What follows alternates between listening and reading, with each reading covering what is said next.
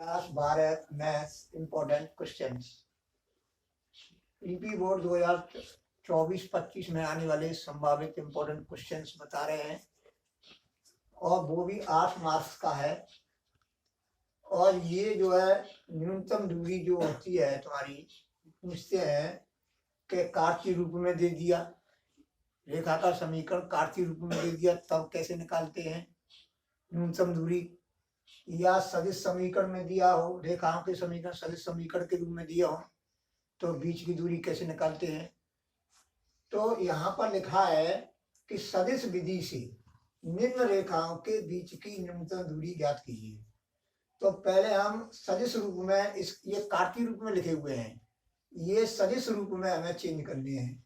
तो कैसे करेंगे ये मैं आपको बता रहा हूँ। सर्वप्रथम हम रेखाओं के कार्तीय मानक समीकरण x minus x1 upon a1 बराबर y minus y1 upon b1 बराबर z minus z1 upon c1, ये पहली रेखा का कार्तीय रूप समीकरण है, मानक रूप। तथा x minus x2 upon a2 बराबर y minus y2 upon b2 बराबर z minus z2 upon c2, ये दूसरी रेखा का मानक रूप कार्तीय मानक रूप समीकरण है। अब इसी में चेंज करना है, इसी रूप में हमें दोनों रेखाओं को बदलना है, अगर नहीं है तो इस रूप में बदलना है।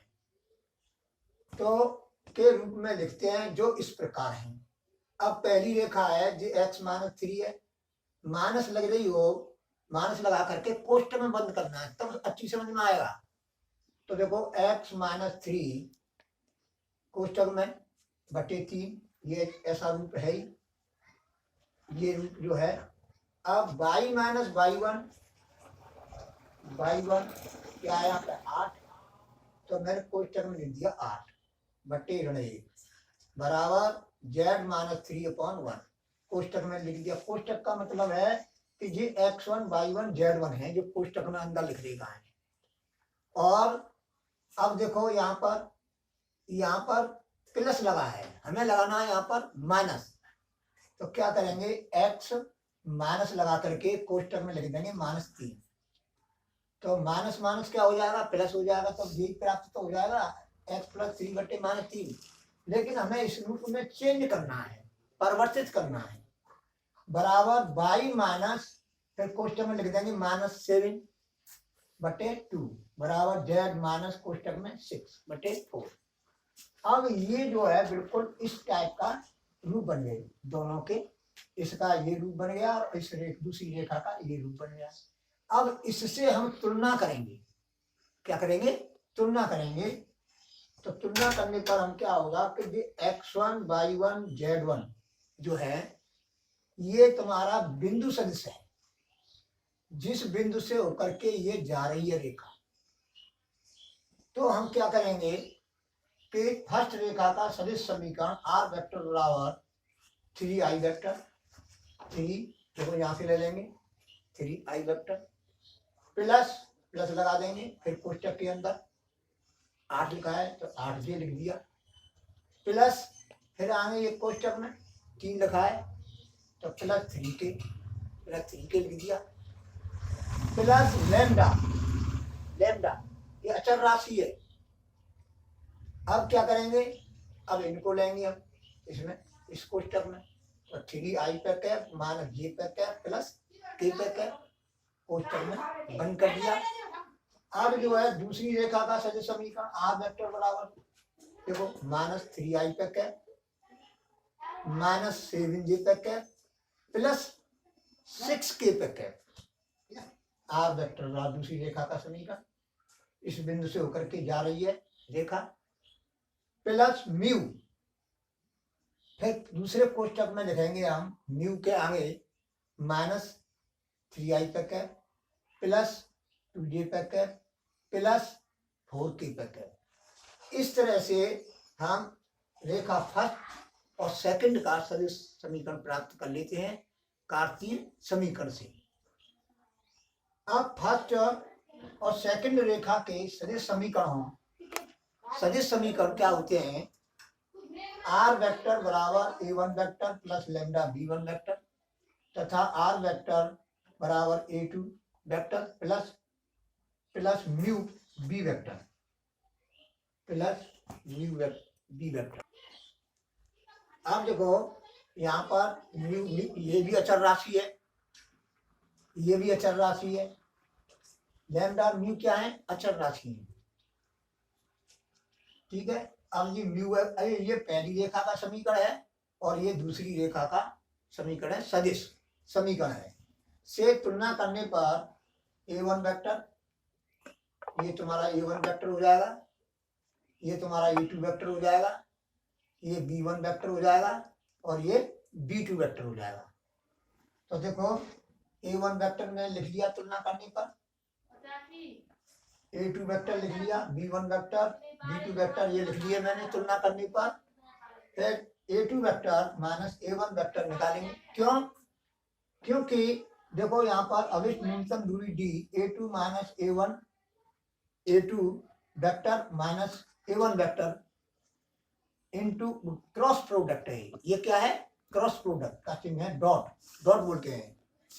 फिर कोष्टक में B one vector cross B two vector, ये क्रॉस क्रॉस बोलते हैं इसको, इसको डॉट बोलते हैं, डॉट प्रोडक्ट।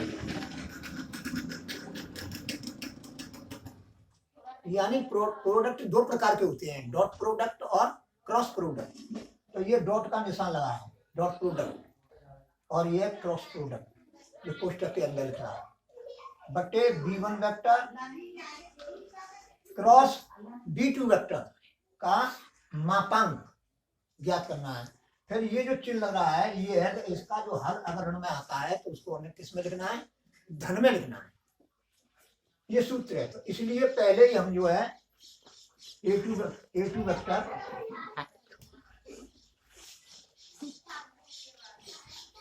अब इन मानों को हम पहले ही निकाल लेंगे। A two vector minus a one vector b one, ये सभी मान पहले निकाल लेंगे और इसमें मान रख देंगे। अब जो है a two vector minus a one vector बराबर ए टू वेक्टर का मान रख दिया मैंने यहाँ से, माइनस देखो ये ए टू वेक्टर है का मान है, माइनस ये ए वन वेक्टर का मान है। इसको जो हम हल करेंगे तो बराबर 6 आई पे कैप माइनस 15 जे पे कैप प्लस 3 के पे कैप आएगा। अब B one vector cross B two vector ज्ञात करेंगे तो आई जे के डिटरमिनेंट की सहायता से, किसकी सहायता से? डिटरमिनेंट। आई जे के पदों में अगर दिया है सदिश दिए हैं और हम उसे उनका क्रॉस प्रोडक्ट निकाले हैं तो इसी विधि डिटरमिनेंट की विधि से निकालेंगे। तो देखो आई जे के 3 माइनस 1 1, देखो 3 माइनस 1, देखो 3 माइनस 1 1, फिर देखो माइनस 3 2 2 और ये 4 ये लिख लिया हमने। इस तरह से इसका डिटरमिनेंट निकालेंगे तो ये प्राप्त हो जाएगा। डिटरमिनेंट निकालना तो आप सभी जानते हैं, तो ये निकाल लेंगे। अब b1 vector cross b2 vector का हम मापांक निकालेंगे। b1 vector cross b2 vector का मान है, इसका मापांक निकालेंगे। मापांक निकाल लिया, ये मापांक निकाल लिया हमने।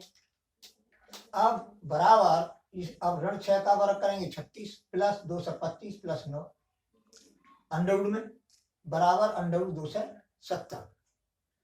अब a2 vector minus a1 vector cross वो डॉट, क्रॉस नहीं डॉट प्रोडक्ट है। a2 vector minus a1 vector कोष्टक बंद dot b1 vector cross b2 vector कोष्टक में। अब इनका हम जो है डॉट प्रोडक्ट निकालेंगे दोनों का। तो देखो आई पे कैप के गुणांक का आई पे कैप के गुणांक का गुणांक हो जाएगा, जे पे कैप का गुणांक ये है तो जे पे कैप का गुणांक हो जाएगा इसमें, के पे कैप ये है गुणांक 3 है, इसके गुणांक का इस पे गुणांक हो जाएगा। तो ऐसे ही होता है डॉट प्रोडक्ट। तो देखो 36 ऋण 6 का गुणा ऋण 6 में करेंगे 36, ऋण 15 गुणा ऋण 15 में करेंगे प्लस के 2 से 25 और धन 3 का गुणा धन 3 में करेंगे धन के 9 बराबर 2 से 70।